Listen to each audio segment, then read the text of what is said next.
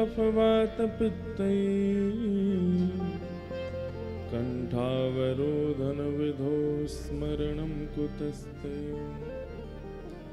लक्ष्मीनाथसमारम्भां नाथयामुनमध्यमाम् अस्मदाचार्यपर्यन्तां वन्दे गुरुपरम्पराम्।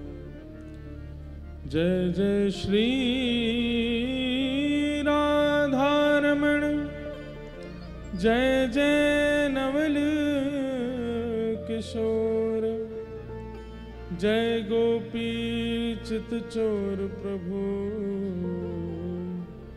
जय जय माखन चोर।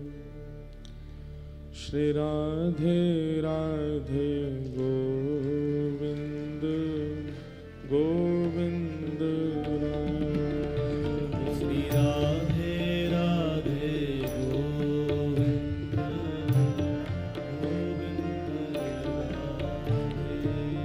राधे राधे गोविंद गोविंद राधे। राधे राधे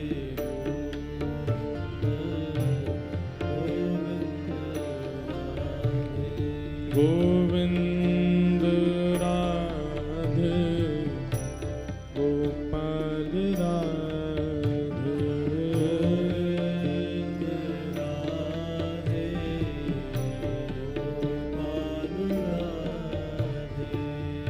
गोविंद राधे गोपाल राधे।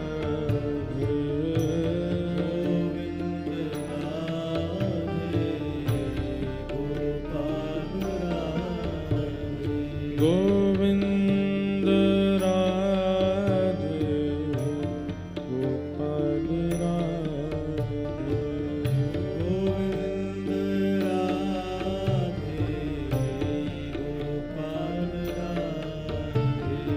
गोविंद राधे गोपाल राधे।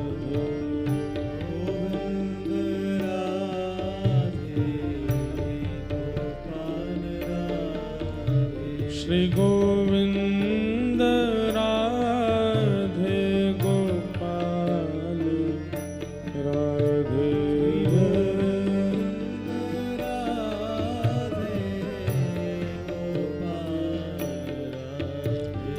गोविंद राधे गोपाल राधे।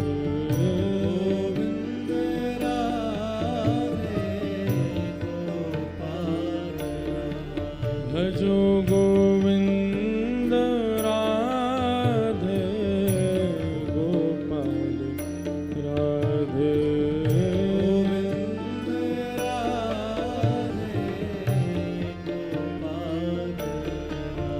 भज गोविंद राधे गोपाल राधे।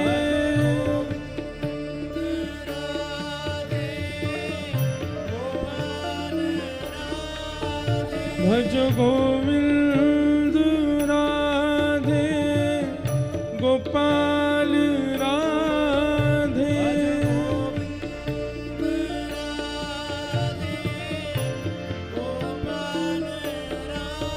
भज गोविंद राधे गोपाल राधे।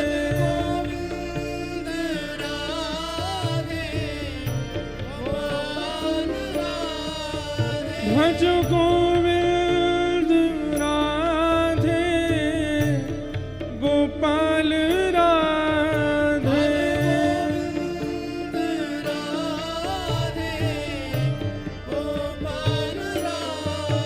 भज गोविंद राधे गोपाल राधे।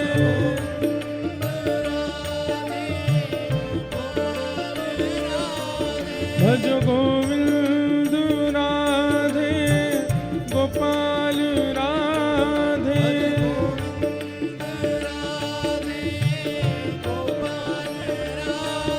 भज गोविंद राधे गोपाल राधे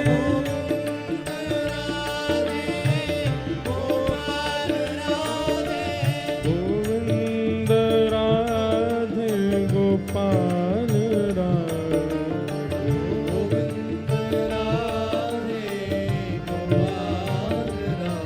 भज गोविंद राधे गोपाल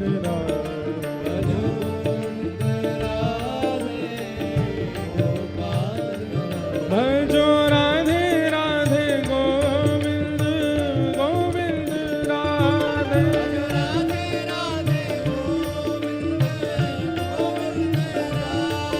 भजो राधे राधे गोविंद गोविंद राधे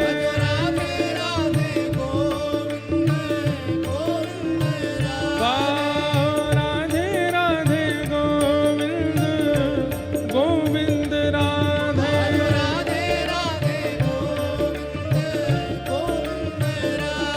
भजो राधे राधे गोविंद गोविंद राधे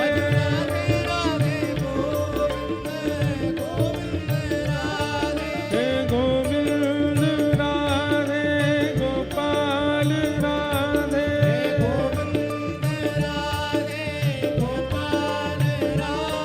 भज गोविंद राधे गोपाल राधे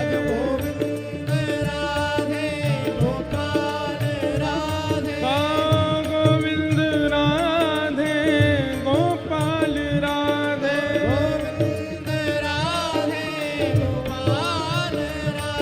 जय गोविंद राधे गोपाल राधे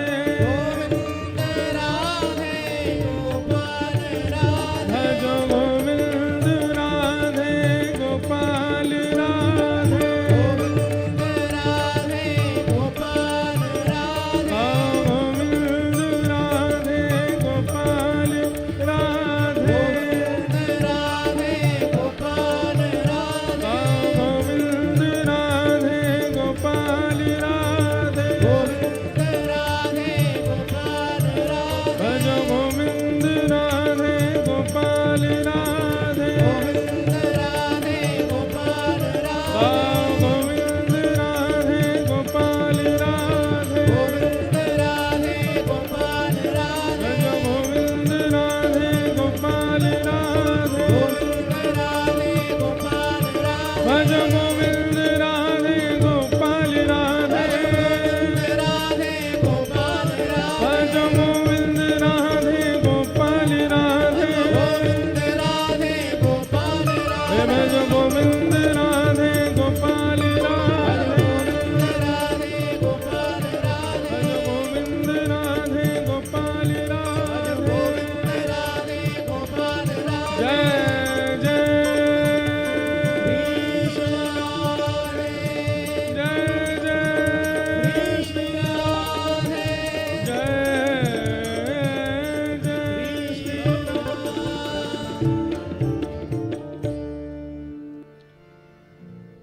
बोलो वृंदावन बिहारी लाल की श्री राधा रमण लाल की श्री राधा वल्लभ लाल की 84 कोस ब्रजमंडल धाम की गिरिराज धरण की श्याम सुंदर श्री यमुने महारानी की सब संतन की सब भक्तन की सब विप्रन की गंगा यमुना मैया की जगत जननी श्री नर्मदा मैया की सर्वदेवमयी श्री गौ माता की अनंत बलवंत श्री हनुमान जी महाराज की श्री त्रिपुर सुंदरी मैया की जय जय श्री राधे नमः पार्वती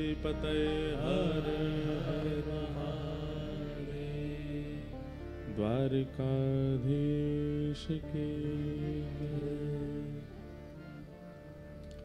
परम मंगल में प्रात प्रखलेश्वर अकारण करुणा वरुणालय भक्तवांछा कल्पतरु तड़ित निंदित पीतांबरधारी श्री बालकृष्ण लाल की शब्दमयी वाणीमयी वांगमयी प्रतिमूर्ति हम आप सबके मध्य में विराजमान श्रीमद् भागवत महापुराण को बारंबार प्रणाम। पवई धाम हनुमान जी महाराज की परम कृपा से त्रिपुर सुंदरी मैया के संरक्षण में श्री नर्मदा मैया के आश्रय में हम आप सब लोग वैदिक वांग्मय के सर्वोच्च सदग्रंथ और कलयुग में भगवत प्राप्ति का सर्वोत्कृष्ट साधन श्रीमद् भागवत सत्संग श्रवण कर रहे थे। यह हमारा परम सौभाग्य। उत्सव के संकल्पकर्ता परम पूजनीय श्री महेंद्रानंद जी महाराज, जिनके सत्संकल्प से ये मधुर भागवत की कथा आज विश्राम की ओर बढ़ रही है। उपस्थित समस्त विप्रवृंद गंधर्वजन और आप सभी श्रोता भाई बंधु मातृशक्ति सबको जय श्री कृष्ण, जय सिया राम, जय श्रीमन नारायण। नर्मदे हर। बड़ी कृपा ठाकुर जी की रही। श्री नर्मदा मैया के इस पावन क्षेत्र में आने का अवसर प्राप्त हुआ। हम समस्त आयोजन मंडल एवं गांव के जो यहाँ के निवासी जन हैं, पवई एवं पाटन क्षेत्र के सब लोगों का बहुत बहुत धन्यवाद ज्ञापन करते हैं कि आप सब लोगों ने इस मधुर भागवत कथा का आयोजन किया और हमको यहाँ हनुमान जी और त्रिपुर सुंदरी मैया को कथा सुनाने के लिए आमंत्रित किया। ये हमारा परम सौभाग्य है। वक्ता श्रोता दोनों के रूप में श्री ठाकुर जी ही कथा का श्रवण करते हैं और कराते हैं। ना हमारी योग्यता कुछ सुनाने की है, ना आपकी योग्यता कुछ सुनने की है। ये सब ठाकुर जी की कृपा है। भाग्योदयेन बहुजन्म समर्जितेन सत्संग मम च लभते पुरुषो यदा वै अज्ञान हेतु कृतमोह मदांधकार नाशम विधाय हे तदोदयते विवेक। हमारे अनेक जन्मों के किए गए जब पुण्य फलीभूत होते हैं तब जाकर के भगवत भागवती कथा श्रवण करने का अवसर प्राप्त होता है। आज कथा का विश्राम दिवस है और सम्यक समय है और प्रसंग बहुत है, इसलिए हम केवल प्रणाम मात्र सब प्रसंगों को कर देते हैं। आज रात्रि में ही पहलगांव में हुए हमले पर भारत ने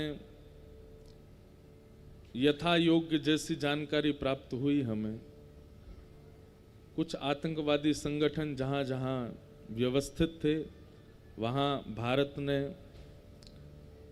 पुनः उनके उस गढ़ों को, उनके उस स्थानों को नष्ट कर दिया, ध्वस्त कर दिया। भारत भाग्य विधाता है। कितनों का भाग्य भारत ने बनाया है। आज गूगल का भाग्य भारत निर्माण करता है, सोशल मीडिया का भाग्य भारत निर्माण करता है। अमेरिका, कनाडा जैसे बड़े बड़े देशों के भी कई, अब ये बात वो लोग माने ना, परंतु सबके भाग्य विधाता भारत ही है। भारतीय अगर ना होते तो देश में कई सारे ऐसे देश हैं उनका कोई अस्तित्व ही नहीं होता अगर भारत ना होता तो। हम आप सब लोग परम सौभाग्यशाली हैं कि ऐसे भारत में जन्म लिया है हमने। श्रीमद् भागवत के पंचम स्कंद में तो देवता कहते हैं ठाकुर जी से कि धन्य हैं जिनका जन्म भारत में होता। देवता कहते हैं, बोले इनको तीर्थ भी मिलते हैं, पवित्र नदियां भी मिलती हैं, सब प्रकार के मौसम भी मिलते हैं, सबसे बड़ी बात, इनको सत्संग कथा श्रवण करने को मिलता है। कितने धन्य हैं भारत के लोग। यहां पर मेधावी आधुनिकताओं से युक्त बुद्धि भी है लोगों के पास, और आध्यात्म जगत की खुशबू भी है लोगों के पास। भगवान रक्षा करे। संभवतः कुछ योजनाएं युद्ध की बन सकती हैं। आप सब लोग अपना ध्यान रखिएगा, किसी को किसी प्रकार की कोई क्षति ना हो, ऐसी हम ठाकुर जी से प्रार्थना करते हैं। ठाकुर जी से प्रार्थना की जो भी भारत की तरफ से सुरक्षा में कदम उठाने चाहिए वो जरूर उठाए जाएं, और उसमें यदि विपक्षियों से, दुश्मनों से लड़ने की भी अगर संभावना बने तो हम सब लोगों को भारत के इस कदम का समर्थन करना चाहिए।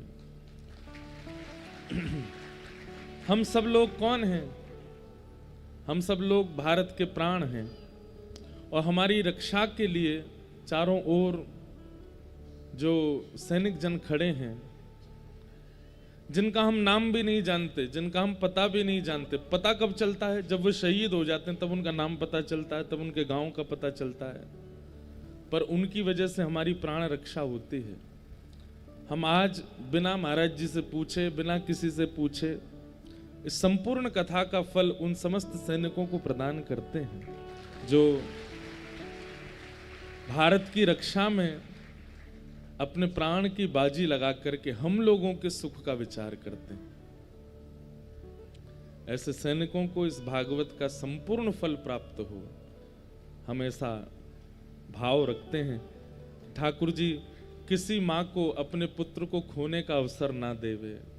ठाकुर जी ऐसी कृपा करें, अगर संभावना कुछ बने तो कोई बहन अपने पति को ना खोवे, कोई बहन अपने भाई को ना खोवे, कोई माँ अपने पुत्र को ना खोवे, कोई गांव अपने लाल को ना खोवे। ऐसी हम पवई धाम हनुमान जी से प्रार्थना करते हैं, त्रिपुर सुंदरी मैया से प्रार्थना करते हैं। इन 7 दिनों में जो भी यहाँ अनुष्ठान हुआ, यज्ञ हुआ, ये कथा हुई, इन सब का फल हम सब भारत की सुरक्षा में खड़े सैनिकों को प्रदान करते हैं। वे सुरक्षित रहें, ठाकुर जी उन पर खूब बल प्रकट कर दें।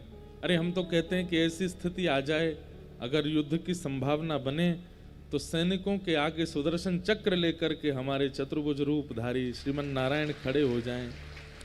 एक पक्ष में श्री हनुमंत लाल जी खड़े हो जाएं, तीसरे पक्ष में त्रिपुर सुंदरी मैया खड़ी हो जाएं, और भारत के सब सैनिकों की भी रक्षा हो।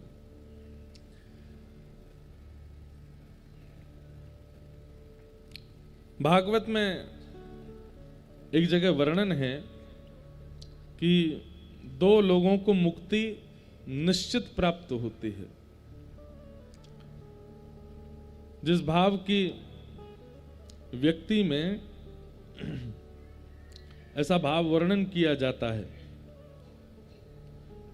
कि 2 प्रकार के लोग ऐसे हैं जिनको मुक्ति निश्चित प्राप्त होती है, और उनमें प्रथम तो हैं वैष्णव भक्त,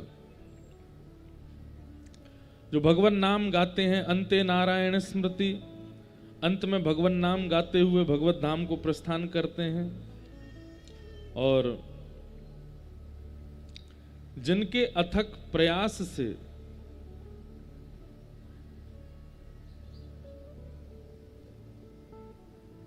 द्वौ सम्मता बिह मृत्यु दुरापौ यद ब्रह्म संधारण याजिताशु कलेवरम योग रतो विजयात यद्रग्रवीणा रसये निवृत्त है। 2 प्रकार के लोगों को मुक्ति निश्चित प्राप्त होती है।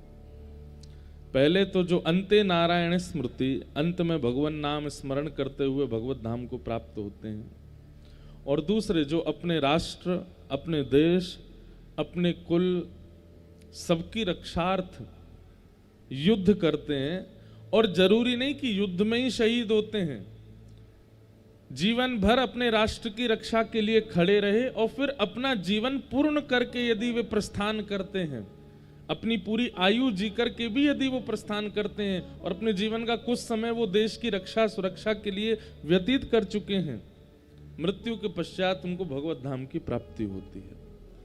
ठाकुर जी अपने निज परिकर में उनको वास प्रदान करते हैं।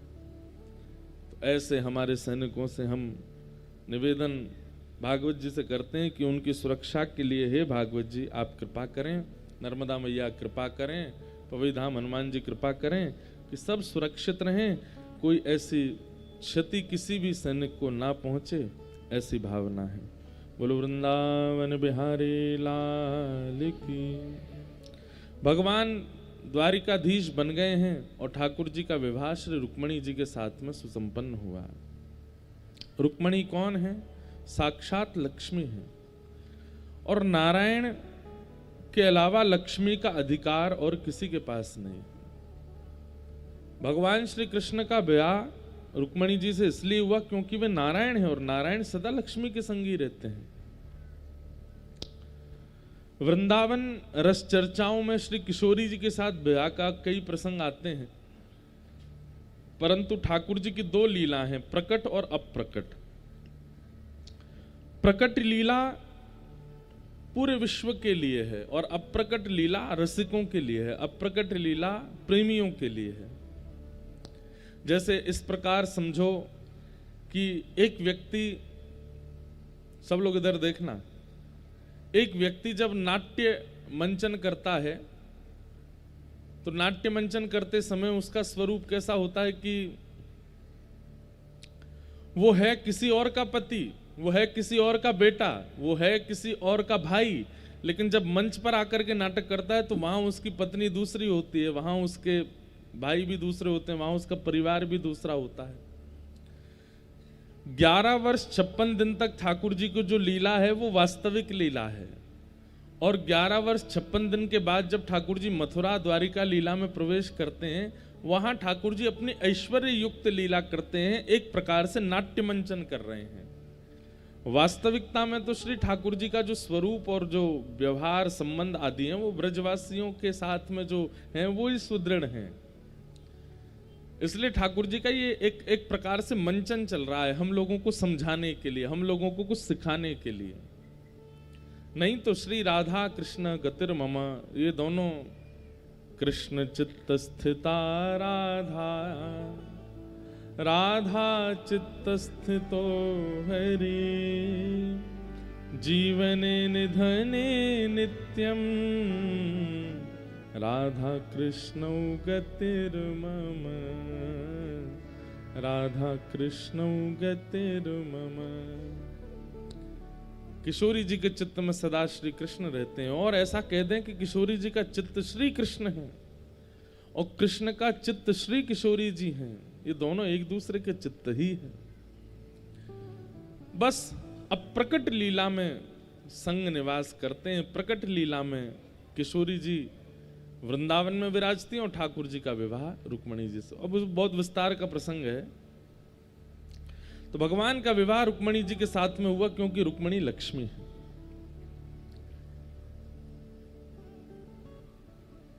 दूसरा विवाह ठाकुर जी का जामवंत की पुत्री जामवती के साथ में हुआ। तीसरा विवाह ठाकुर जी का सत्राजित यादव की पुत्री सत्यभामा के साथ हुआ। चौथा विवाह हमारी वृंदावन की रस रानी श्री यमुना जी के साथ में हुआ, कालिंदी। और इस प्रकार भगवान के अष्ट प्रमुख ब्याह हुए। वास्तव में ठाकुर जी का ब्याह किन से हो रहा है? अष्टधा प्रकृति, बहुत ध्यान से सुनिएगा। ठाकुर जी का विवाह किन से हुआ? अष्टधा प्रकृति। पंच प्रकृति हमारे बाहर है और 4 प्रकृति हमारे भीतर है। कुल कितने हुई? 9। लेकिन हमारे भीतर की एक प्रकृति जो है वो ठाकुर जी का स्वरूप है। बहुत ध्यान से सुनो। बाहर की 5 प्रकृति सब जानते हैं, पृथ्वी, जल, अग्नि, वायु, आकाश। इन पंच तत्वों से ही हमारा शरीर बनता है। लेकिन इस शरीर को क्रियान्वित कराने वाली अंतःकरण चतुष्टय, ये चार भीतर हमारे रहते हैं, मन, बुद्धि, चित्त और अहंकार। पांच प्रकृति ने शरीर तो बना दिया, लेकिन मन नहीं होगा तो ये शरीर काम नहीं करेगा, चित्त नहीं होगा तो ये शरीर काम नहीं करेगा, आत्मा नहीं होगी तो शरीर काम नहीं करेगा, बुद्धि नहीं होगी तो भी शरीर काम नहीं करेगा, और अहंकार। अहंकार का मतलब यहां पर अभिमान नहीं है, अहंकार का मतलब देहाभिमान है। जैसे प्यास लगती है, आप तुरंत पानी की खोज करके पानी पीते हो, यह देहाभिमान है। आपको नींद आती है, आप बिस्तर पर जाके सो जाते हो, भूख लगती है, भोजन करते हो। कुछ कुछ शरीर की जरूरतें जो हम पूरी करते हैं, इसको देहाभिमान कहते हैं, उस रूप में अहंकार। तो पांच प्रकृति हमारे बाहर है, पृथ्वी, अग्नि, जल, वायु, आकाश, और चार प्रकृति हमारे अंदर है, मन, बुद्धि, चित्त और अहंकार। तो इसमें जो तीसरे नंबर वाली जो है भीतर की चित्त यानी कि आत्मा, वो परमात्मा का स्वरूप है। तो उनको यदि विलग किया जाए तो पंचभूत बाहर के और तीन प्रकृति हमारे अंदर की, ये अष्ट भगवान की प्रथम पत्नियां हैं। पृथ्वी, भगवान की अष्ट पत्नियों में एक पत्नी सत्यभामा, वो भूमि का स्वरूप है। भगवान की एक पत्नी जल का स्वरूप है, यमुना जी। ठाकुर जी की एक पत्नी श्री रुक्मणी जी, वो पावक यानी कि अग्नि का स्वरूप है। मित्रविंदा वायु का स्वरूप है, लक्ष्मणा आकाश का स्वरूप है। इस प्रकार से पंच प्रकृति बाहर की, तीन प्रकृति भीतर की, इनसे भगवान ने प्रमुख ब्याह किए। यही भगवान की अष्टपटरानियां हैं। कोई स्त्री से ब्याह नहीं कर रहे हैं ठाकुर जी, अपने ही द्वारा बनाई गई जो सृष्टि के पंच प्रकृतियां और तीन प्रकृति भीतर की हैं, उनसे ठाकुर जी ने ब्याह किया।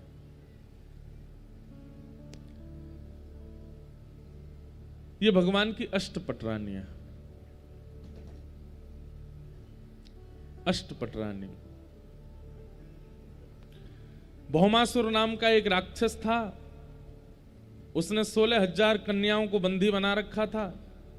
उसकी इच्छा थी कि 20,000 हो जाएंगी तो एक साथ सबसे ब्याह करूंगा।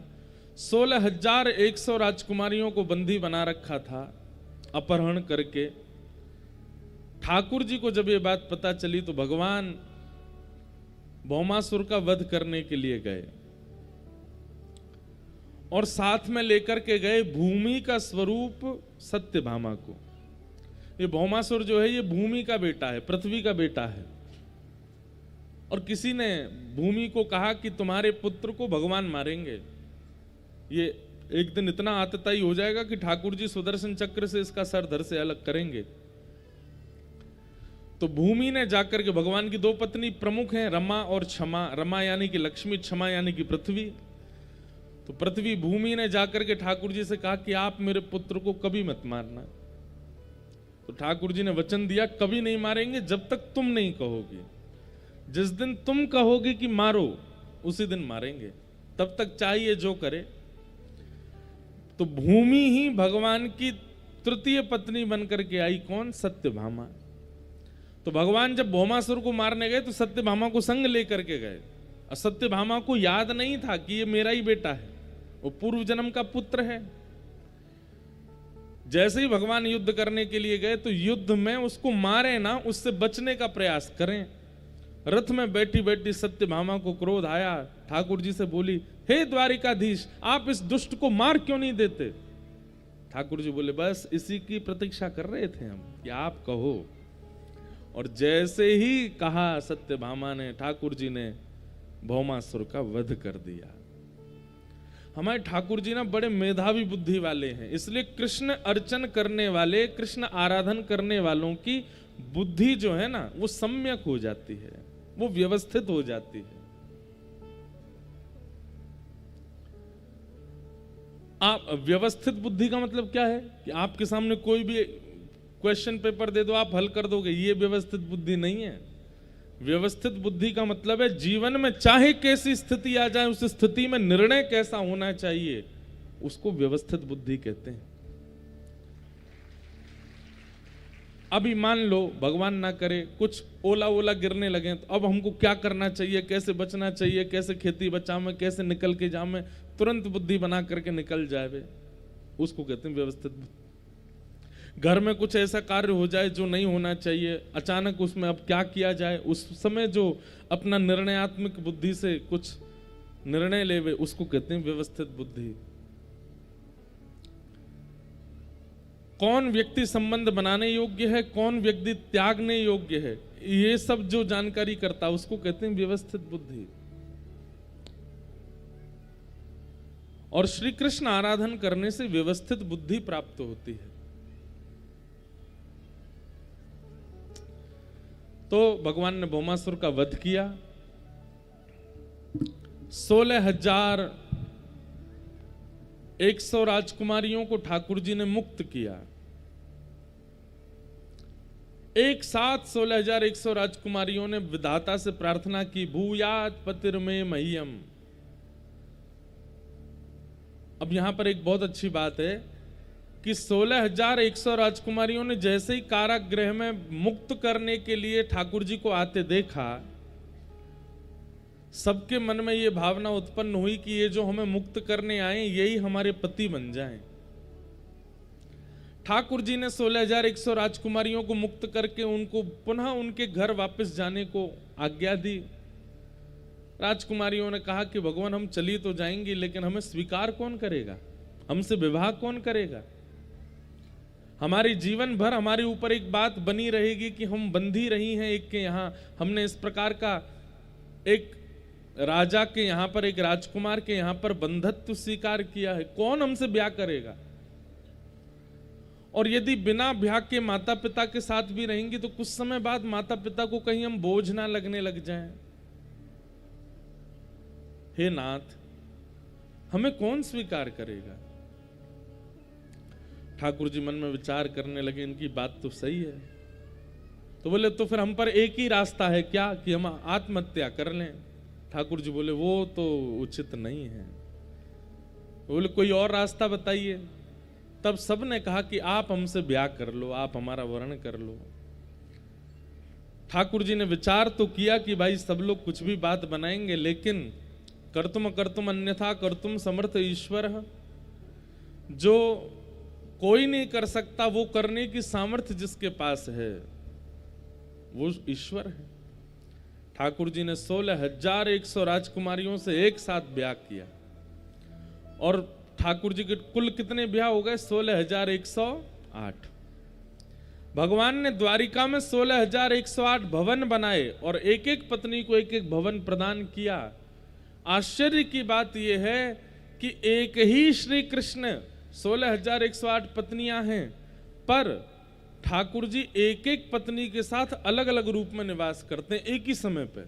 मतलब श्री कृष्ण भी 16,108 रूप धारण करके सब पत्नियों के साथ में निवास करते हैं। इसका प्रमाण तब मिलता है जब नारद जी दर्शन करने आए।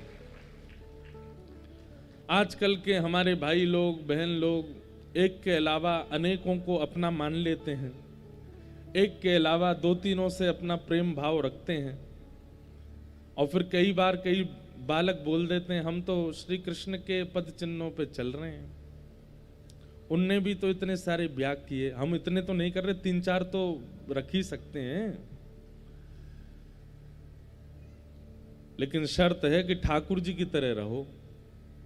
ठाकुर जी जैसे 16,108 पत्नियों के साथ एक ही समय पर अलग अलग रूप में निवास करते हैं, आप में ये क्षमता हो तो करो, लेकिन आपकी क्षमता नहीं है तो श्री ठाकुर जी का नाम लेकर के इस प्रकार का व्यभिचार मत कीजिए।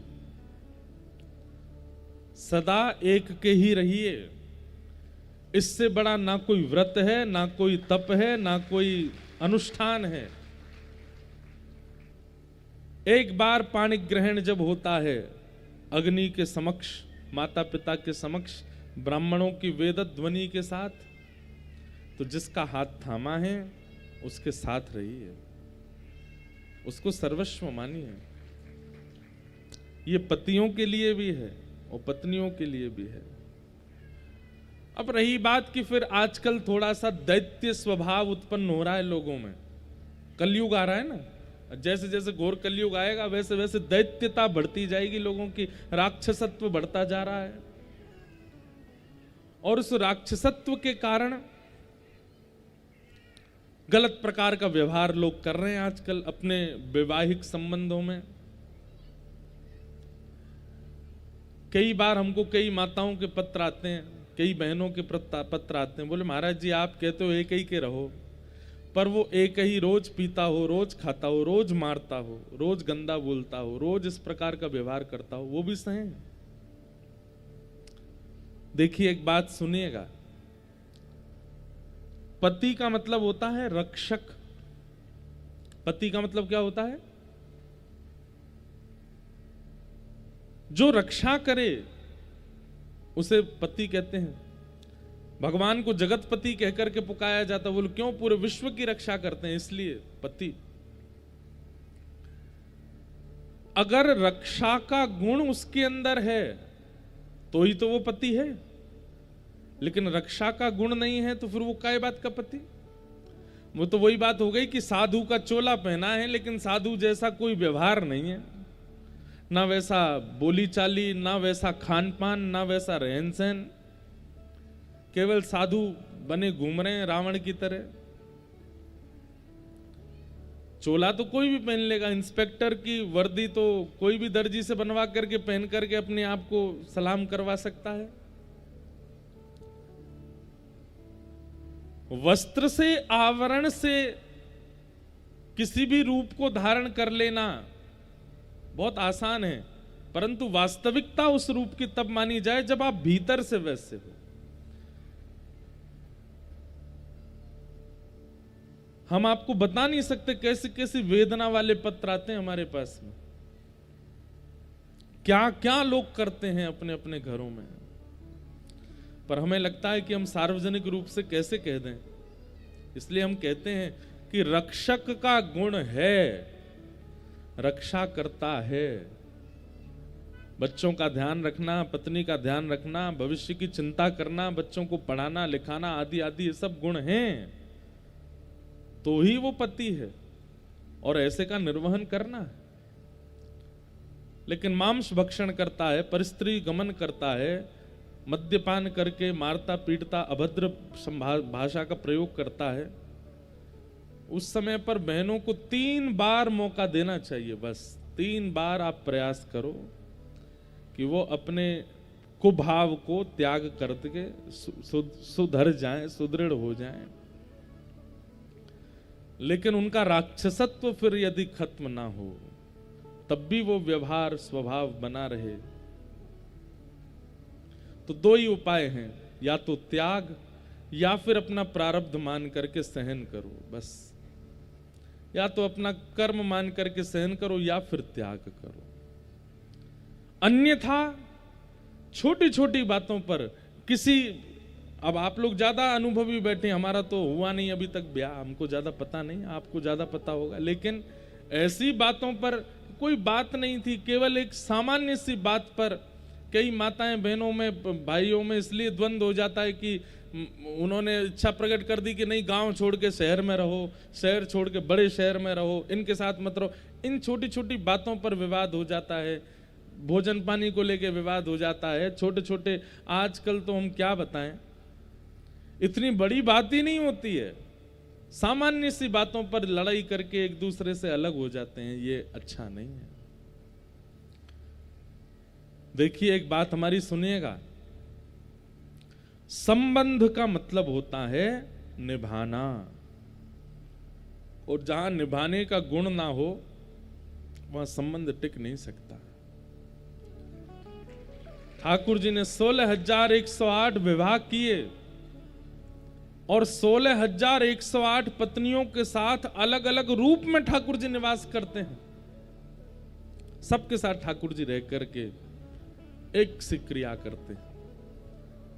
इसलिए ठाकुर जी जैसे बनने का प्रयास मत कीजिए, ठाकुर जी जो कहते हैं वो करने का प्रयास कीजिए।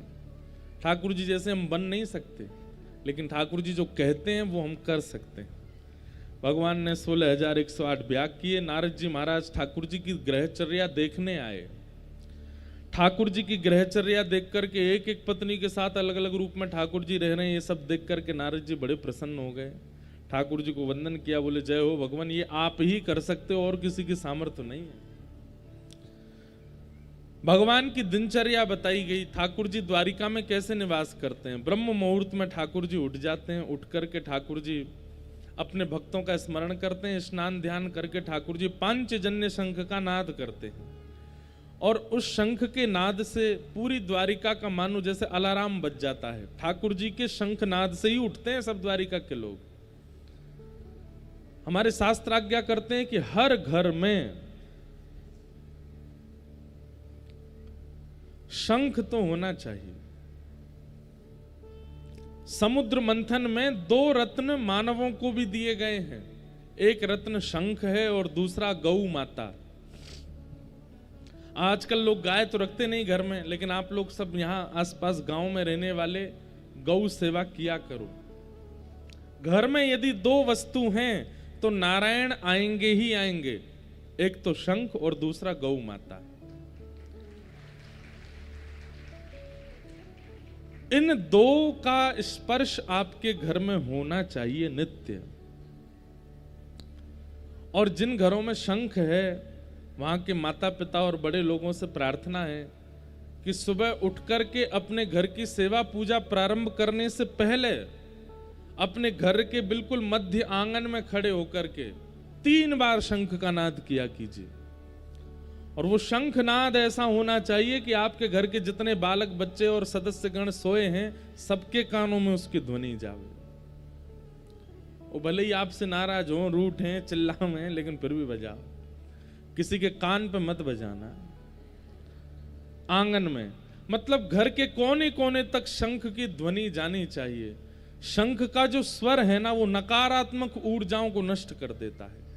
किसी की नजर लगी हो, किसी की अला बला लगी हो, किसी ने बुरी दृष्टि से देखा हो, या फिर किसी भी प्रकार की नकारात्मक ऊर्जा आपके घर में निवास कर रही होगी, नित्य ब्रह्म मुहूर्त में उठ के स्नान ध्यान करके आप अपनी घर की पूजा प्रारंभ करने से पहले शंखनाद करो। अब कई लोग कहते हैं स्त्रियां बजा सकती हैं कि नहीं, अब इसके कई शास्त्रीय प्रमाण तो होंगे, पर शंख नाद करने में जिस वायु का प्रयोग होता है, जिस ऊर्जा का प्रयोग होता है, जिस बल का प्रयोग होता है, वो बल यदि माताएं प्रयोग करेंगी तो उनको कालांतर में कष्ट हो सकता है। इसलिए भाइयों को ही शंखनाद करना चाहिए, और कोई इसमें बड़ी बात नहीं है। भाइयों को ही शंखनाद करना चाहिए। शंखनाद करने में क्योंकि जिस ऊर्जा का प्रयोग किया जाता है, भाई लोग पूरे दिन खाते पीते पड़े ही तो रहते हैं, क्या करो, इनसे थोड़ी मेहनत करवाओ, लो शंख बजवाओ, लो बजाओ, रोज सुबह सुबह शंख बजाया कीजिए। और संध्या में जब सूर्य और चंद्र दोनों मिलते हैं, सूर्यास्त होता है, चंद्रोदय होता है, रात्रि का संध्या बेला आती है, तब भी एक बार शंखनाद करना चाहिए। जब भी घर में आरती पूजन हो, कोई संत पधारें, कोई महापुरुष पधारें, कोई भक्त पधारें, तब भी शंखनाद होना चाहिए। कोई मंगल कार्य प्रारंभ होता हो, ब्याह होने वाला है, नई बहू घर आने वाली है, बालक का जन्म हुआ है, 100 वर पूरे हो गए हैं, उसके बाद भी शंखनाद करना चाहिए। शंखनाद बहुत बड़ी ऊर्जा है हम भारतीयों की, पर अब धीमे धीमे खत्म होती जा रही है। और दूसरी गौ सेवा, कहते तो ऐसा है कि मानव शरीर से प्रत्येक दिन, साल के 365 दिन कोई काम बने चाहे ना बने, पर शंख का स्पर्श और गौ का स्पर्श रोज होना चाहिए हमारे हाथों से। वो रत्न मिला है हमें समुद्र मंथन से, उसी से कल्याण हमारा निश्चित होगा। तो भगवान शंखनाद करते हैं और शंखनाद, पांचजन्य शंख की ध्वनि से पूरी द्वारिका नगरी उठ जाती है। भगवान की फिर दिनचर्या बताई, गौशाला जाते हैं, गौ सेवा करते हैं, लौट करके आके फिर बाल भोग पाते हैं, फिर अपनी स्वधर्मा सभा को संबोधित करते हैं, फिर राजभोग ठाकुर जी पा करके थोड़ी देर द्वारिका भ्रमण पर निकलते हैं। द्वारिका भ्रमण के बाद फिर शाम को आगंतुक लोगों से मिलते हैं, रात्रि का समय अपने परिवार को देते हैं और रात्रि का प्रसाद सब परिवार जनों के साथ पा करके ठाकुर जी विश्राम में जाते हैं। ये नित्य की दिनचर्या है ठाकुर जी की। ठाकुर जी की दिनचर्या का वर्णन किया गया। आगे राजसूय यज्ञ की कथा सुनाई गई, जहां पांडवों ने राजसूय यज्ञ किया, ठाकुर जी को निमंत्रित किया। भगवान राजसूय यज्ञ में जा ही रहे थे, तभी जरासंध के यहाँ 20,000 राजकुमार बंदी हैं, उसकी खबर भगवान को पड़ी। तो ठाकुर जी भीम और अर्जुन को संग लेकर के जरासंध के यहाँ गए और जरासंध के साथ में भीम का युद्ध करवाया। ये वही जरासंध है जिसने 17 बार चढ़ाई की थी मथुरा पर, और भगवान 18वीं बार रण छोड़ करके भाग गए। ठाकुर जी ने जरासंध को क्यों नहीं मारा? क्योंकि जरासंध की मृत्यु किसी कारण से भीम के हाथों ही निश्चित थी, इसलिए ठाकुर जी ने उसको नहीं मारा। कई कारण आते हैं। दूसरा कारण कि भगवान पृथ्वी का भार हल्का करने आए थे, और जरासंध जितनी बार युद्ध करने के लिए मथुरा आया, उतनी बार पृथ्वी के चुन चुन करके राक्षसों को लेकर के आया। तो ठाकुर जी ने विचार किया कि मथुरा में बैठे बैठे पृथ्वी का भार हल्का हो रहा है, हर बार इसको नहीं मारेंगे, पूरी सेना मार देंगे इसकी। वो बदले की भावना से फिर सेना लेके आता, ठाकुर जी फिर सेना मार देते, उसको छोड़ देते। इस प्रकार मथुरा में रह करके लाखों की तादाद में पृथ्वी के भार को हल्का किया ठाकुर, इसलिए जरासंध को छोड़ रहे थे। लेकिन अब जरासंध का समय आ चुका था। ठाकुर जी ने रूप बदला। बलराम, अर्जुन, भीम और ठाकुर जी तीनों ब्राह्मण का रूप धारण करके जरासंध के पास गए। जरासंध का नियम बन चुका है, जिस दिन से ठाकुर जी रण छोड़ के भागे उस दिन से ब्राह्मणों को मुंह मांगा दान देता है। जो मांग ले ब्राह्मण वो देता है। आज ब्राह्मणों की कतार में श्री कृष्ण, अर्जुन और भीम तीनों लगे थे। जैसे ही भगवान सामने आए ब्राह्मण का रूप धारण करके, जरासंध ने कहा, मांगिए विप्रवर, क्या चाहिए आपको, मैं दान दूंगा आपको। ठाकुर जी ने कहा, हमको एक ही दान चाहिए। क्या? युद्ध। तुमसे लड़ना चाहते हैं। जरासंध अपने आसन से खड़ा हुआ, जोर से हंसने लगा और कहने लगा, इतने वर्षों से ब्राह्मण सेवा कर रहा हूं, इतना तो जानता हूं कि ब्राह्मण कुछ भी मांग लेगा लेकिन युद्ध नहीं मांग सकता। ये ब्राह्मण के स्वभाव में है। आप ब्राह्मण नहीं हो, कौन हो, अपना रूप दिखाओ। ठाकुर जी बड़े प्रसन्न हो गए कि भाई देखो, ये ब्राह्मणों की असली सेवा कर रहा है, ये जानता है कि ब्राह्मण युद्ध नहीं मांगेगा। ठाकुर जी ने अपना मुख दिखाया, बोले, हम श्री कृष्ण हैं। जरासंध बोला, अच्छा, रण छोड़ के भाग गया था मेरे सामने से, अब युद्ध करने आया मुझसे? लेकिन मेरा स्वभाव है, भगोड़ों से युद्ध नहीं करता, चल हट जा। ठाकुर जी से ऐसे बोला। हाँ भाई, तुम दिखाओ, तुम कौन हो? अर्जुन ने अपना मुख दिखाया। जरासंध बोला, तुम अर्जुन हो? बोले, हाँ।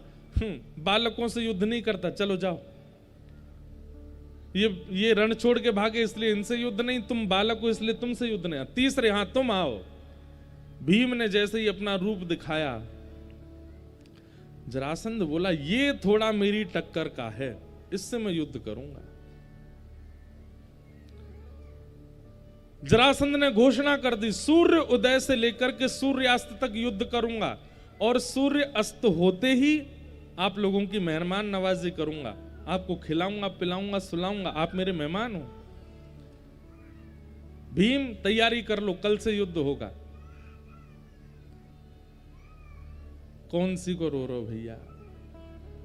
अरे मैया, लाला बेचारे कछु खवाए दो, पिवाए दो।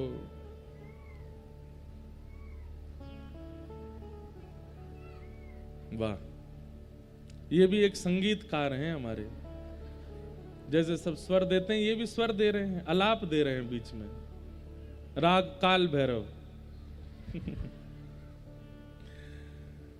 देखो, सो के उठे होंगे, अभी हो गए शांत। ले जाऊं मैया ने, एक बार घुमा लाओ इनको, फिर आ जाना। बोलो वृंदावन बिहारी लाल की जय। क्या निवेदन कर रहे थे हम? बड़ी बढ़िया कुछ बात चल रही थी। हाँ, तो भीम को जरासंध ने कह दिया, सूर्योदय के बाद आपसे युद्ध करूंगा और सूर्यास्त तक युद्ध चलेगा, सूर्यास्त के बाद युद्ध नहीं करूंगा, फिर आपकी मेहमान नवाजी करूंगा। लेकिन जरासंध सामान्य नहीं था, 10,000 हाथियों का बल था उसके पास। और भीम भी सामान्य नहीं है, लेकिन हां जरासंध जितना बल नहीं था।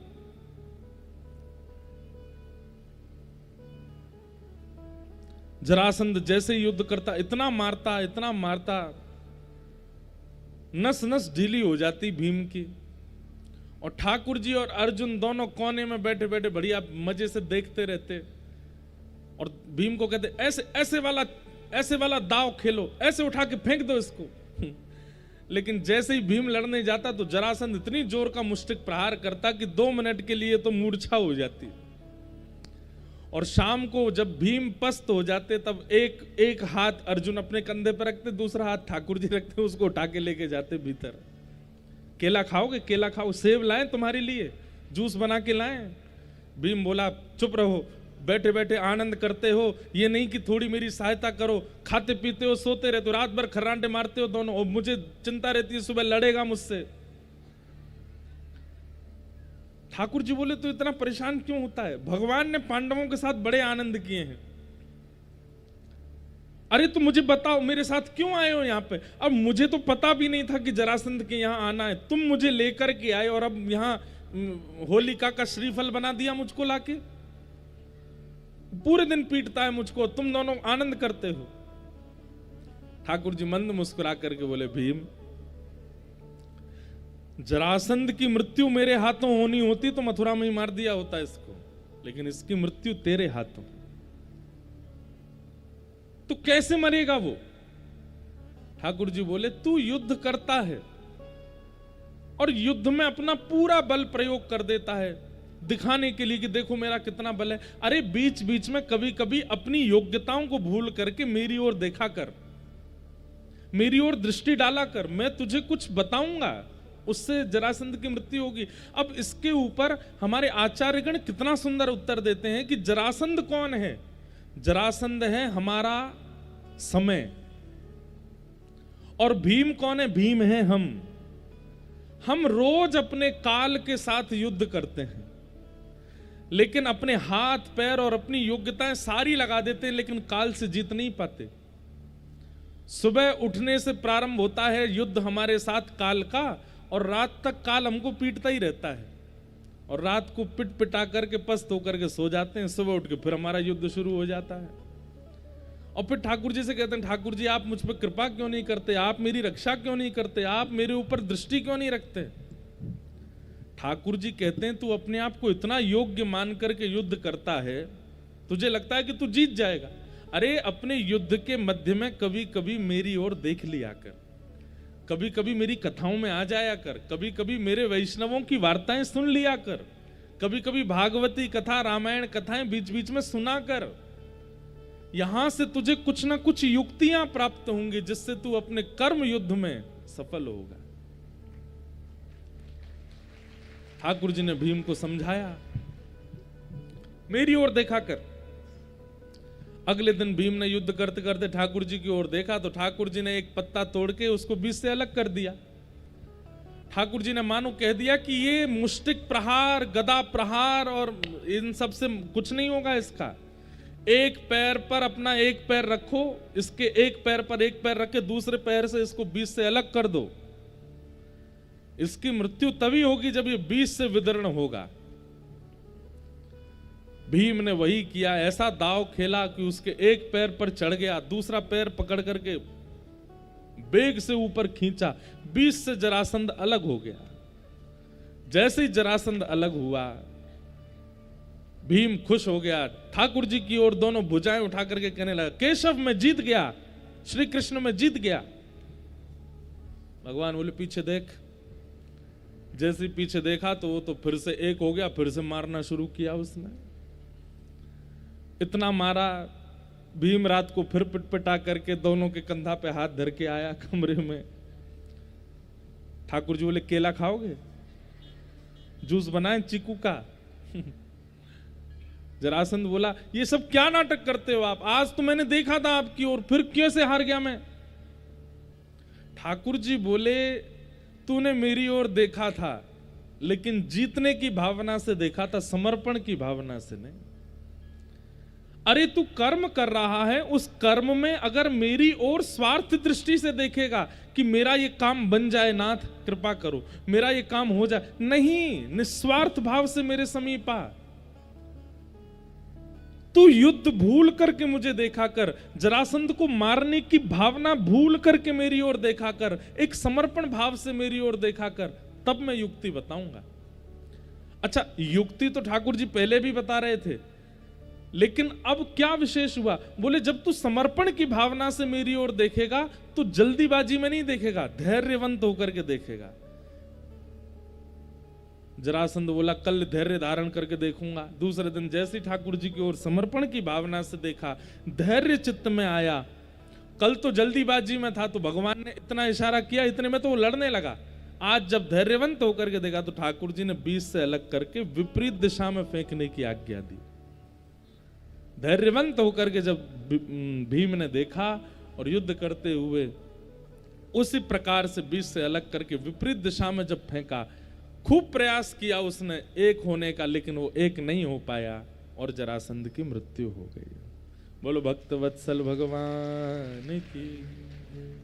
तो युद्ध के बीच अपने समय से युद्ध, काल से युद्ध, कर्म से युद्ध करते करते ठाकुर जी कहते हैं समर्पण की भावना से मेरे सन्मुख आया करो, जीतने की भावना से नहीं। समर्पण की भावना से कुछ तो प्रस्तुत करूंगा। भगवान ने पांडवों का राजसूय यज्ञ संपन्न कराया, वहीं पर शिशुपाल का वध किया। इस प्रकार सूर्य ग्रहण में फिर ठाकुर जी कुरुक्षेत्र गए, वहां जाकर के भगवान ब्रजवासियों से 100 वर्ष बाद मिले। किशोरी जी के साथ में मिलन हुआ, यशोदा मैया जी के साथ मिलन हुआ। ऐसी ऐसी कथाएं सुनाई जाती हैं। भगवान के परम मित्र श्री सुदामा जी का चरित्र सुनाया गया। कृष्णस्यासीत् सखा कश्चित् ब्राह्मणो ब्रह्मवित्तमः विरक्त इंद्रियार्थेषु प्रशांतात्मा जितेंद्रियः। भगवान के परम सखा हैं श्री सुदामा जी महाराज। एक बात हमारी सुनिएगा, भगवान के मित्र अनेक हैं, भगवान का प्रेम अनेकों से है, लेकिन ठाकुर जी के सखा पूरी कृष्ण लीला में केवल 3 हैं। कौन कौन? उद्धव, अर्जुन और श्री सुदामा जी। आप कहेंगे तो फिर मधुमंगल, श्रीदामा, तनसुखा, मनसुखा जो ब्रज में रहे, ये भगवान के सखा नहीं है, ये ठाकुर जी के प्राण हैं। इनसे तो ठाकुर जी अथाह प्रेम करते हैं, लेकिन सखा की दृष्टि से अगर देखा जाए तो 3 ही सखा हैं ठाकुर जी के, उद्धव, अर्जुन और श्री सुदामा जी। हमारी एक बात मानिएगा, जो ठाकुर जी के प्रति कहीं ना कहीं सख्य भाव रखते हैं, कभी इन तीनों का विस्तृत चरित्र सुनिएगा, उद्धव जी का, अर्जुन जी का और श्री सुदामा जी का। इनसे आपको सखत्व सीखने को मिलेगा, ठाकुर जी का सखा कैसे बनाया जाए। ऐसे श्री सुदामा जी का चरित्र सुनाया गया।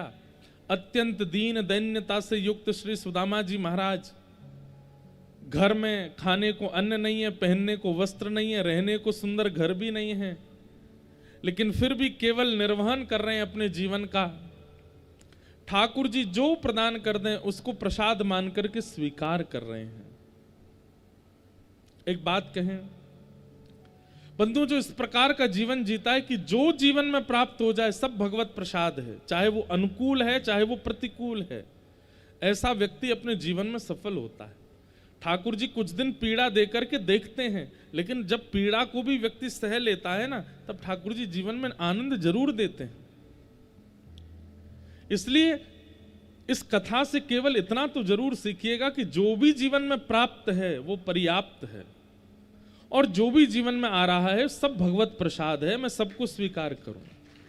प्रसाद को माथे से लगा करके पाया जाता है। अगर ठाकुर जी अनुकूल समय दे रहे हैं भगवान की कृपा, लेकिन कभी कभी यदि प्रतिकूल दे रहे हैं तो उसको भी कृपा मान करके सही है, उस पर ज्यादा विचलित मत होइए। और एक बात बताएं,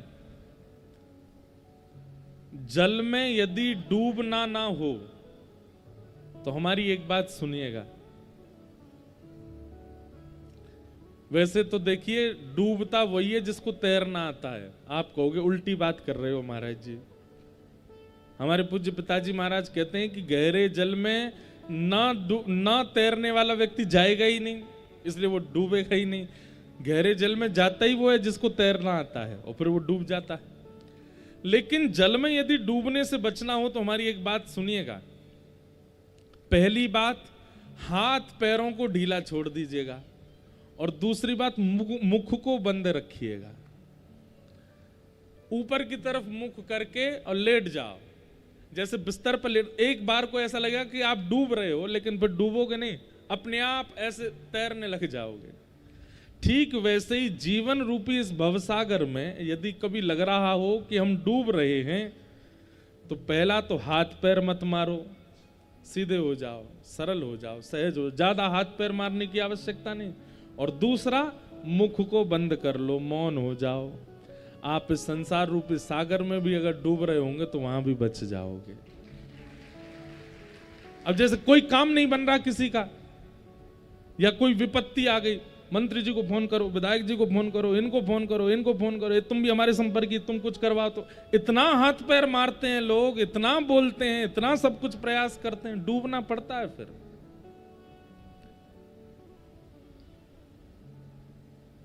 सम हो जाओ, शांत हो जाओ, व्यवस्थित हो जाओ।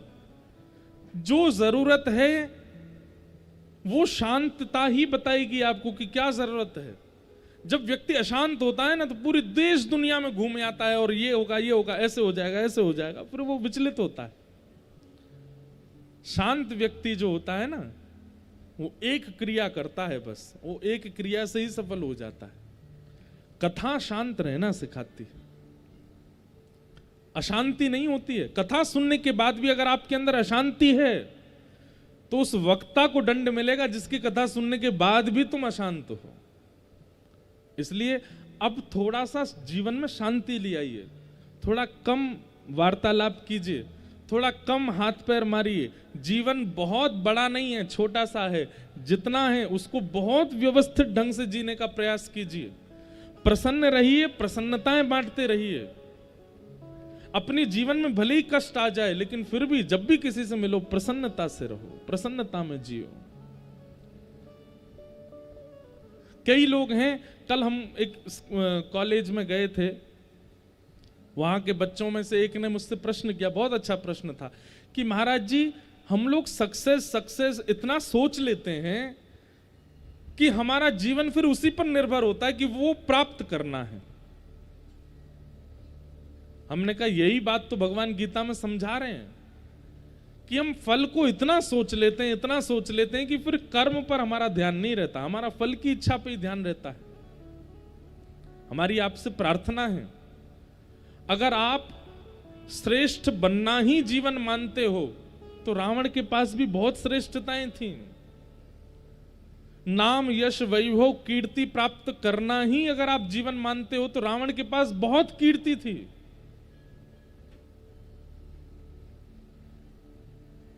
जीवन रावण जैसा नहीं, राम जैसा हो। वनवास भी मिले तो भी भगवान मान करके पूजे जाओ, वनवास भी मिले तो भी आपके आगे हाथ जोड़े जाएं, वनवास भी मिले तो आपके वनवास मतलब कष्ट। जीवन में आपत्ति विपत्ति भी आवे तो वो आपत्ति विपत्ति किसी को प्रेरणा देने वाली बन जाए।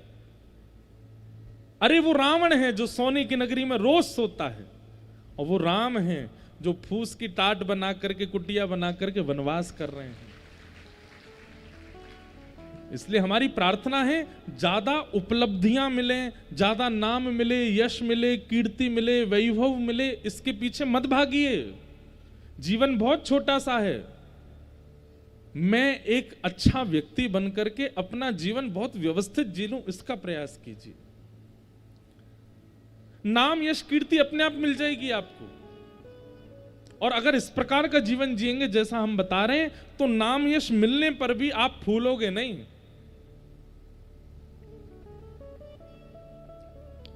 हम उस समय में भी कथा कर चुके हैं जब कथा में 7 दिन निकल गए और 5 से ज्यादा लोग ही नहीं आए। वो समय की भी कथाएं की हैं और आज की भी कथा कर रहे हैं। इतनी दूर दराज गांव में भी अभी यही कथा जबलपुर शहर में होती, वहां हालत क्या होती। लेकिन इतनी संख्या में लोग आ रहे हैं, लेकिन सत्य बताते हैं। भागवत जी की ऐसी कृपा है, किसी की मान प्रतिष्ठा की ना तो इच्छा है और ना उससे ज्यादा फूलते हैं। बहुत समय हम तो बहुत सहज, हमको महाराज बन के रहना अच्छा ही नहीं लगता। हम तो रात में चले जाते हैं, खेलते हैं, कूदते हैं, ऊधम मचाते हैं खूब रात में। अब दिन में क्योंकि व्यस्तता रहती, गर्मी रहती, रात को जाते हैं, खेलते हैं। कल रात को गए, हमारे अनिरुद्धाचार्य जी महाराज की कथा चल रही है, 6-7 बॉलों पे इतने छक्के मार के आए उनके उनकी बॉलों की, उनके नहीं गलत अर्थ मत लगा लेना तो सब अपने भाई बंधु हैं, अपने क्षेत्र में सब लोग, उनका गांव यही है, तो कल बुलाए थे तो वहां गए, रात में उनके साथ भी आनंद किया। अभी हमारी कथा है जो कल से नासिक में, वहां के महाराज जी पिछले 30 साल से मौन हैं और अपने संपूर्ण जीवन में उन्हें 3 लोगों का स्पर्श किया है। स्पर्श नहीं करते किसी का, वो तीसरे व्यक्ति हम हैं, हमारा स्पर्श किया उन्होंने।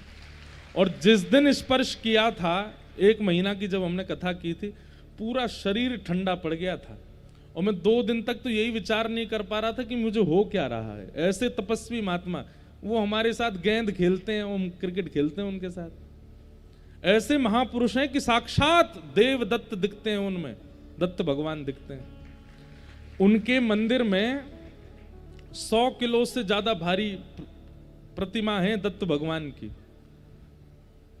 और जिस दिन प्रतिष्ठान हुआ मंदिर का, बिना क्रेन के ऐसे अंक में भर के दत्त भगवान को उठा करके गर्भगृह में विराजमान किया महाराज जी ने। ऐसे महापुरुष बोलते नहीं है, मौन रहते हैं, लिख करके बात करते हैं, लिखते भी हिंदी नहीं है, संस्कृत में लिख करके बात करते हैं। ऐसे अद्भुत महापुरुष है। आयु उनकी कितनी है कोई जानता नहीं, लेकिन 25 वर्ष के देखने में लगते हैं, पर आयु उनकी बहुत है। अद्भुत महापुरुष है, उनकी बड़ी कृपा है हमारे ऊपर। ऐसे कल से हमारे ये वस्त्र नहीं होंगे, कल से हम दूसरे वस्त्रों में होंगे, अपरस में रहेंगे। अनुष्ठानिक विधि से वहां कथा होती है और फिर रात में खूब कीर्तन होता है, अभंग होते हैं, नृत्य होता है, खेल होते हैं, कूद होते हैं, उत्सव होते हैं, बहुत आनंद आता है। तो इसलिए भैया, नाम प्रतिष्ठा यश के लिए मत जिए। एक मैं व्यक्ति बन सकूं अच्छा, और अपने जीवन के उद्देश्य से अपने कर्म से, अपने वचन से कुछ लोगों को सुधार सकूं, ऐसी भावना रखो और अपना जीवन जीजिए। सुदामा जी महाराज का पावन चरित्र सुनाया गया और इस प्रकार से अब हमको थोड़ी शीघ्रता करनी है क्योंकि समय हो गया है, हमारी फ्लाइट भी है। इस प्रकार संपूर्ण भगवान के भक्तों के चरित्र सुनाए गए।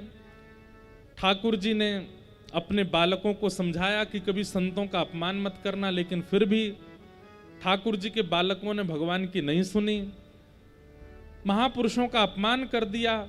संतों ने श्राप दे दिया कि जिस शाम को तुम साड़ी पहना करके लाए हो, इसी के गर्भ से लोहपिंड जन्मेगा और पूरा यदुवंश का नाश होगा। लोहपिंड घिस करके समुद्र में फेंक दिया। एरका नाम की घास विषैली बन गया। किसी बात पर विवाद हुआ, लड़ते लड़ते समुद्र किनारे पहुंचे और समस्त यदुवंशियों ने एक दूसरे का वध कर दिया। साक्षात शेषावतार श्री बलराम जी महाराज ने जब ये दृश्य देखा, ठाकुर जी से जाके बोले, लाला ये सब यदुवंशी आपस में झगड़ के मर गए, अब कहा करें। ठाकुर जी बोले, सब मेरी इच्छा तेरो भैया, आप चिंता मत करो। अगर मैं पृथ्वी का भार हल्का करने आया था तो मैंने भार तो हल्का किया, लेकिन यदुवंशी जो है ना, ये मेरे समान बल प्राप्त करके पृथ्वी पर भार बन जाते, इसलिए इनका अंत निश्चित है। आप बिल्कुल चिंता मत करो, आप अपनी लीला पूरी करके प्रस्थान करो। श्री बलराम जी महाराज शेषनाग का रूप धारण करके क्षीर सागर में प्रवेश कर गए। बोलो बलराम जी महाराज की। ठाकुर जी प्रभाषित क्षेत्र में गए, वहां पर एक भेलिया ने पैर में बाण मार दिया। ठाकुर जी ने उस भेलिया से कहा कि विमान हमारे लिए आया वैकुंठ से, तुम इसमें बैठ करके वैकुंठ चले जाओ, हमारे कुछ कार्य शेष रह गए, हम पूरा करके आते हैं। भगवत इच्छा से ये सब क्रिया हुई। उद्धव जी महाराज को ठाकुर जी ने ज्ञान उपदेश किया, मैत्रेय मुनि को ज्ञान उपदेश किया। अर्जुन को ठाकुर जी ने कहा कि मेरी पत्नियों को लेकर के, अष्टपत्नियों को लेकर तुम वृंदावन चले जाओ, क्योंकि मेरे जाते ही द्वारिका डूब जाएगी। अर्जुन को तनिक अभिमान था गांडीव धनुष का। ठाकुर जी बोले जाते जाते ये और नष्ट कर जाएं। गांडीव धनुष हाथ में लेकर के भगवान की अष्टपत्नियों को लेकर के अर्जुन वृंदावन जा रहे थे। बहुत पीड़ा में थे कि ठाकुर जी लीला पूरी कर रहे हैं, लेकिन अपने गांडीव धनुष को आगे लेकर के जैसे ही चल रहे थे, भगवान एक अपहरणकर्ता का रूप धारण करके आए और अष्टपत्नियों को अर्जुन से अपहरण करके ले गए। अर्जुन कुछ नहीं कर पाया। जाते जाते भगवान ने अर्जुन को बता दिया, तेरे गांडीव धनुष में भी ताकत तब है जब कृष्ण साथ खड़े हों, नहीं तो ये भी किसी कार्य का नहीं है। अर्जुन का जो तनिक अभिमान था वो भी चूर चूर हो गया। जाते जाते भगवान ने ये सब लीलाएं की। उद्धव ने भगवान से प्रार्थना की, हे नाथ, कभी आपका अनुभव करना हो कलयुग के जीवों को तो वो क्या करें? ठाकुर जी बोले, उद्धव, मेरा शरीर एक दिव्य ज्योति बनकर के जहां विराजमान हो उसी को ही मेरा स्वरूप माना जाए। तिरोधाय प्रविष्टोयम श्रीमद् भागवतार्णवम। ठाकुर जी एक ज्योति रूप में परिवर्तित होकर 7 बार आकाश में भ्रमण करके जो चतुश्लोकी भागवत भगवान ने अपने मुख से प्रकट की, उसी में ठाकुर जी जाकर के विराजमान हो गए। वही भागवत जी 18,000 श्लोकों में युक्त करके श्री वेदव्यास जी ने हमको प्रदान की। कलयुग में यदि साक्षात श्री कृष्ण कहीं विराज रहे हैं तो वो श्रीमद् भागवत में विराज रहे हैं, इन्हीं के आश्रय में विराज रहे हैं। ऐसे भागवत भगवान की जय, श्री कृष्ण कन्हैया लाल की जय। ठाकुर जी भागवत जी में विराजमान हो गए। इस प्रकार द्वारिका का लय हुआ। यहां पर पांडवों को पता चला कि भगवान लीला पूरी करके चले गए, तो पांडव परीक्षित को राज्य गद्दी पर बिठा करके स्वर्गारोहण को चले गए। परीक्षित राजा बड़े हुए, उन्होंने कलयुग को 5 स्थान दिए। स्वयं भटके, गंगा के तट पर आकर के सप्ताह कथा का श्रवण किया। आज 7वां दिन कथा का विश्राम है। सुखदेव जी महाराज ने परीक्षित को समझाया, त्वम तु राजन मरिष्येति पशु बुद्धिम इमाम जही। ये पशु बुद्धि अपने मन से त्याग दो कि तुम मरोगे। हमारा शरीर मरता है, शरीर जन्म लेता है, हम तो नित्य मुक्त शुद्ध आत्मा है। हम तो जब तक कर्म बंधन में बंधे हैं तब तक शरीर बदलते रहेंगे, लेकिन कर्म बंधन जिस दिन मुक्त हो जाएगा उस दिन भगवत प्राप्ति हो जाएगी। इस प्रकार से संपूर्ण कथाएं श्रवण कराई गईं। तक्षक सर्प ने आकर के परीक्षित जी को डस दिया, उनका 5 भौतिक शरीर जल करके राख हो गया, आत्मा परमात्मा में विलीन हो गई और श्रीमद् भागवत की कथा सुनना उनका सार्थक हुआ। बोलो भागवत भगवान की। अनेक अनेक कथाएं सब यहाँ सुनाई गई। मैत्रेय मुनि मार्कंडेय जी ने प्रलय काल का दर्शन किया। करार विंदेन पदार विंदम मुखार विंदे विनवेशयंतम वटस्य पत्रस्य पुटे शयानम बालम मुकुंदम मनसा स्मरामि। श्री कृष्ण गोविंद हरे मुरारे, हे नाथ नारायण वासुदेव, जिह्वेपि वस्वा मृतमेत देव, गोविंद दामोदर माधवेति। ऐसे वट वृक्ष के पत्र पर नन्हे से गोपाल जी ने अपना दर्शन कराया, उनको हम बारंबार प्रणाम करते हैं। सब कथाओं को यथा योग्य हृदय से प्रणाम करते हुए भागवत जी का अंतिम श्लोक सब लोग मेरे साथ 3 बार बोलिए। नाम संकीर्तनम यस्य, नाम संकीर्तनम यस्य, सर्व पाप प्रणाशनो, सर्व पाप प्रणाशनो, प्रणामो दुख समनः, नामो दुःख समनः, तम नमामि हरिं परम। तं नमामि हरिं परम्। नाम संकीर्तनम यस्य, नाम संकीर्तनम यस्य, सर्व पाप प्रणाशनो, सर्व पाप प्रणाशनो, प्रणामो दुख समनः, नामो दुःख समनः, तम नमामि हरिं परम। तं नमामि हरिं परम्। नाम संकीर्तनम यस्य, नाम संकीर्तनम यस्य, सर्व पाप प्रणाशनो, सर्व पाप प्रणाशनो, प्रणामो दुख समनः, नामो दुःख समनः, तम नमामि हरिं परम। तं नमामि हरिं परम्। नाम संकीर्तनम यस्य सर्व पाप प्रणाशनो, प्रणामो दुख समनस्तम नमामि हरिं परम। ऐसे हरि को हम बारंबार प्रणाम करते हैं, जिनके नाम स्मरण मात्र से हमारे जीवन के समस्त पाप नष्ट हो जाते हैं। ऐसे ठाकुर जी के पावन नाम को, जिस नाम के आश्रय से ही हमारी सदगति है, उसे हम बारंबार वंदन करते हैं, प्रणाम करते हैं। बोलो बाल कृष्ण लाल की, श्री वृंदावन बिहारी लाल की, श्री राधा रमण लाल की, श्री राधा वल्लभ लाल की, गंगा यमुना मैया की, सर्वदेवमयी श्री नर्मदा मैया की, भारत माता की, गौ माता की, अपने अपने माता पिता की, अपने सद्गुरुदेव भगवान की, पवई धाम श्री हनुमान जी महाराज की, त्रिपुर सुंदरी मैया की, सब संतन की, सब भक्तन की, सब विप्रन की, समस्त ब्रजवासिनी की, सप्ताह कथा महोत्सव की, आए हुए समस्त श्रोताओं की, कथा के समस्त कार्यकर्ताओं की, कथा के समस्त व्यवस्थाओं की, पूज्य महाराज जी की, सब विप्रों की जय जय श्री राम, जय जय श्री राम, जय जय श्री राम।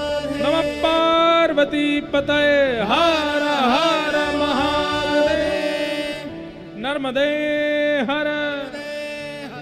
आप सब लोगों को बारंबार प्रणाम करते हैं, यथा योग्य यथा सम्मति सब लोगों को वंदन करते हैं। हमारे पूज्य महाराज जी श्री महेंद्रानंद जी महाराज आपके सत्संकल्प को और आपके इस प्रयास को, जिस प्रयास से आप श्री नर्मदा जी के भाव को देख रहे हैं, ठाकुर जी से प्रार्थना उसमें जरूर आपको सफलता प्राप्त हो।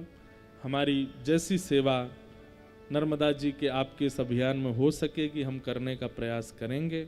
आप सबसे भी प्रार्थना, इस प्रकल्प में आप सब लोग भी जुड़ें और श्री नर्मदा जी के प्रदूषण को मुक्त करने का आप सब लोग प्रयास करें। और पवई धाम हनुमान जी को प्रणाम, त्रिपुर सुंदरी मैया को प्रणाम, हमारी प्यारी माँ के नाम से ही जिनका नाम है ऐसी नर्मदा मैया को बारंबार प्रणाम। और प्रार्थना करेंगे कि श्री नर्मदा जी कृपा करें, पुनः नर्मदा खंड में और विशेष रूप से जबलपुर में फिर से आने का अवसर प्राप्त हो। आप सब लोगों को बारंबार प्रणाम करते हैं। कथा के समस्त व्यवस्था कर्मियों को, अब सबके नाम तो हमको नहीं पता, एक आध दो के नाम कहें तो बाकी बोले अच्छा हमारा नाम नहीं बोले, हमने ऐसे किया।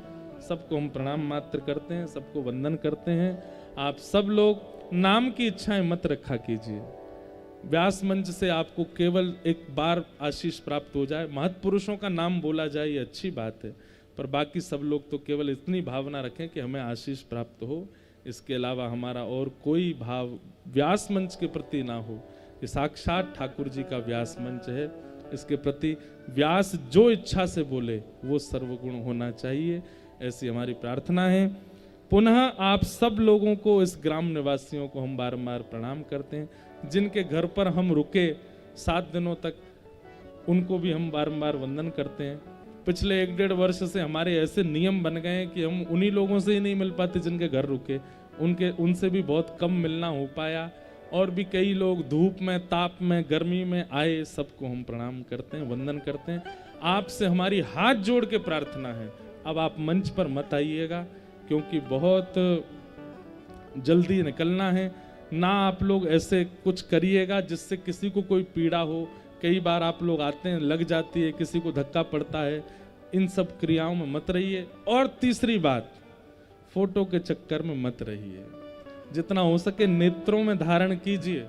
आप नेत्रों में धारण नहीं कर पाते हैं, चित्र में धारण करने का। एक बात सुनिएगा, चित्र में धारण करोगे तो केवल चित्र में रहेगा, नेत्रों में धारण करोगे तो चरित्र में आएगा। इसलिए आप नेत्रों में धारण करो, हमारी आपसे प्रार्थना।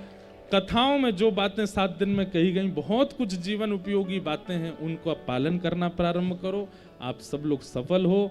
आप सबके चित्त में विराजमान श्री ठाकुर जी को हम बारंबार प्रणाम करते हैं। विगत 7 दिनों में अपनी वाणी के द्वारा इस सामान्य सी सेवा में कोई चूक हुई हो तो हम क्षमा प्रार्थी हैं। आप सबके चित्त में विराजमान ठाकुर जी को प्रणाम करते हुए वाणी को विराम। अंत में श्री हनुमान जी महाराज को 2 शब्द कह करके प्रणाम करें। मंगल मूर्ति मारू मारुति नंदन मंगल मूर्ति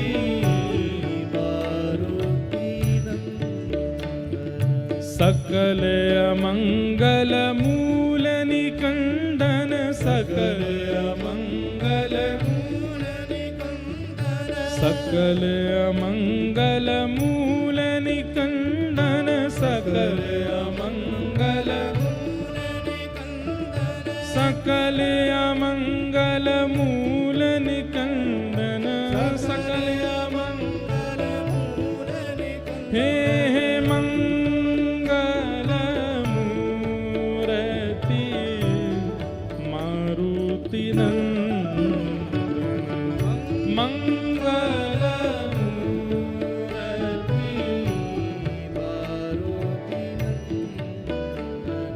वंदौ राम लखन वैदेही वंदौ राम लखन वैदेही वंदौ राम लखन वैदेही वंदौ राम लखन वैदेही ये तुलसी के परम स्नेही ये तुलसी के परम स्नेही हे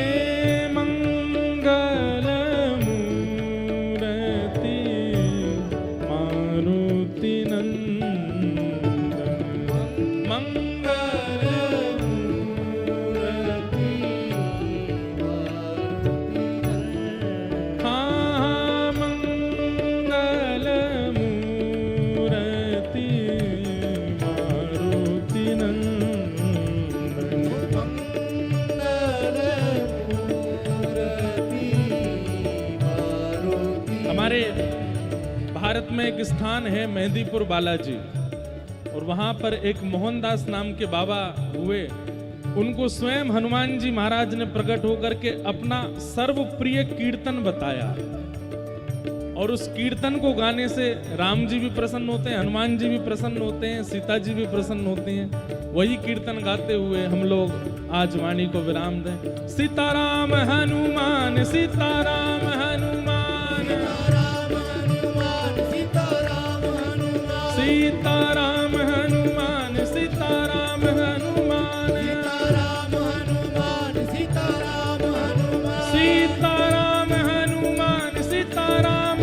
हनुमान सीताराम हनुमान सीताराम हनुमान सीताराम हनुमान सीताराम हनुमान बुझा उठा के करताल बजा। सीताराम हनुमान सीताराम हनुमान सीताराम हनुमान सीताराम हनुमान सीताराम हनुमान सीताराम हनुमान सीताराम हनुमान सीताराम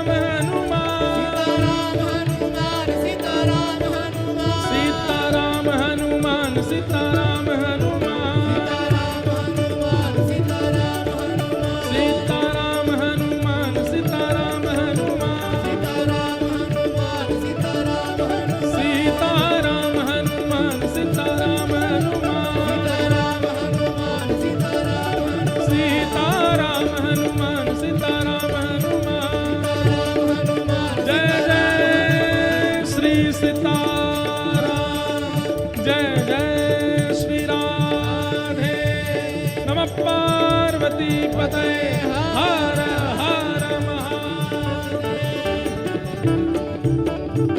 आप सबको जय श्री कृष्ण, जय सिया राम, जय श्रीमन्नारायण। आरती अति पावन पुराण